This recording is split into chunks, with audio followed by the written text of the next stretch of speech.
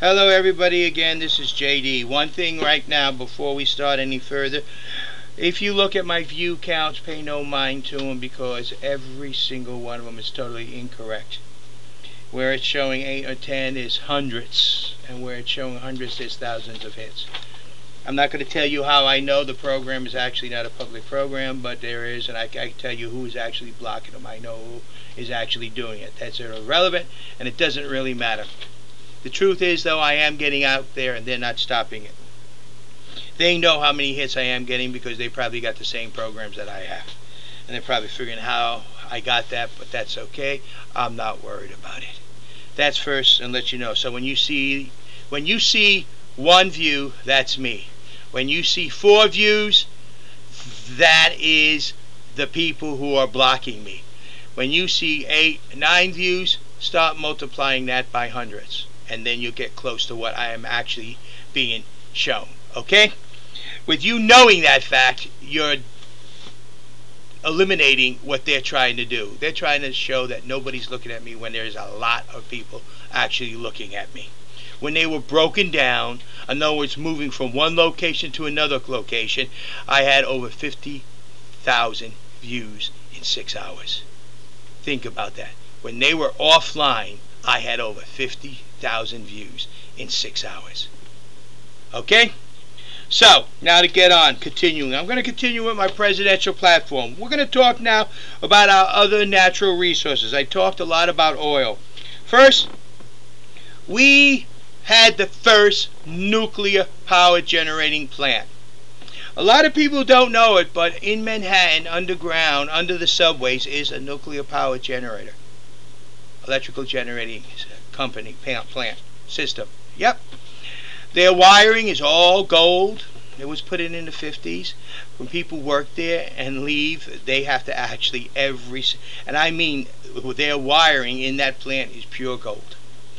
This plant had so many safety precautions in it that it exceeds even any standards today. That's how long we've had nuclear power successfully. But we're not utilizing it. I don't live far from Surrey nuclear power generator plant here in Virginia. Matter of fact, sometimes if I go to work and I take the long route, I drive right by it. So I could drive by it almost every day. But we don't take nuclear power energy seriously. We can produce so much more electricity using nuclear energy, but there is a drawback. After a while, those rods become pure plutonium and then weapon grades plutonium, and they need to be disposed of. And that is the problem with nuclear energy. But we do have the capabilities. We don't utilize it. Also, coal.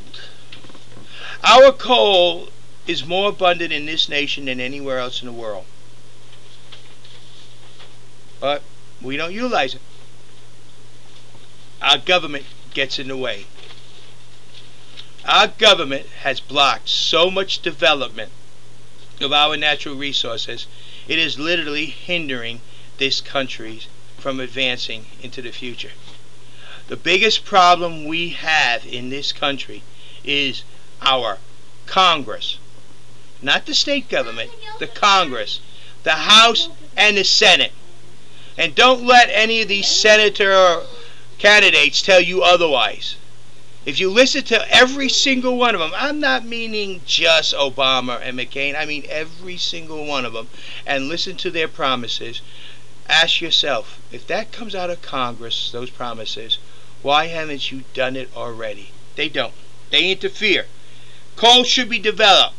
Again, our Congress, both the House and Senate, has so many restrictions on it, it's almost non-developed. Completely. We're still in the same stage we were in the 60s with coal. Instead of advancing, they have hindered it. They have stopped it. Natural gas. We are so abundant in this country with natural gas. It is a blessing. A real blessing. But we don't utilize it at all. Other than for heating homes, heating a few plants, heating some other things, we do actually nothing. And believe it or not, natural gas is also a recyclable or renewable source. I mean, how is that? Well, one of the biggest problems they have with landfills when they cover it in is that as it decomposes, it produces natural gas. Yeah, that's what natural gas is. The decomposing of all organic material, it produces natural gas. We have a renewable energy source, believe it or not. Not just in the ground, but also we can actually make it. And that is a fact, because if you go to some rural areas, you have farmers who take their cow's manure, puts it in a container that is regulated and produces the natural gas they use to heat their home, to heat their chicken coops, to heat their barns. They don't have to buy it. They make it themselves. That's right. Natural gas is that easily renewable. But our government, Congress and the Senate, sit on it big time. And they allow the automotive world to sit on it. Every one of the cars we have on the road today could run on natural gas. We could have natural gas available to us for the roads.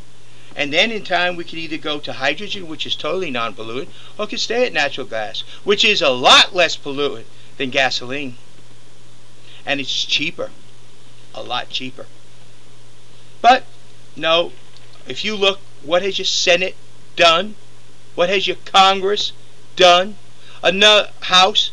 In other words, your Congress has inhibited growth. There is senators who are so into ecology and global warming, which we will get to. I'm looking for my science book so I can find it. I'm looking in libraries and stuff. When I find it, I will read to you about how many times we've had global warming, and you'll see that it is normal.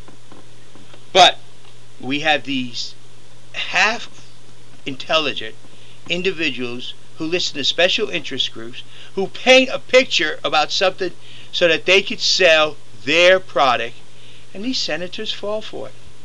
I want to know why you governors out there allow it.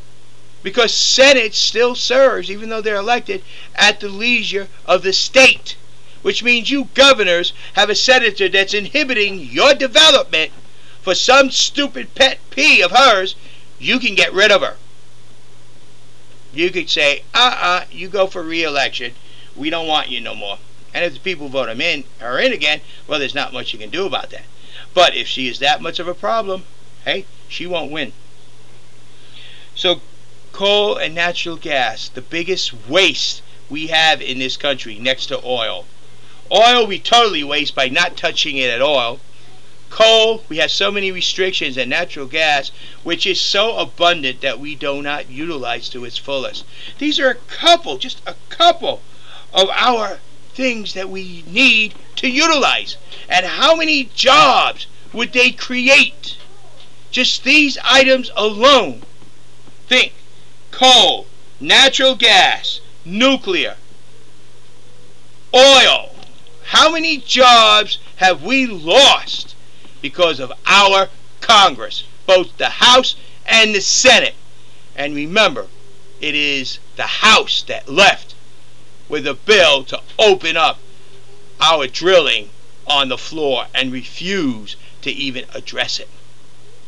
Because the Speaker has a pet peeve. She wants to keep the atmosphere for the world clean and starve the American people in the process. Think about that. There's just a couple, and I still have a lot more to go.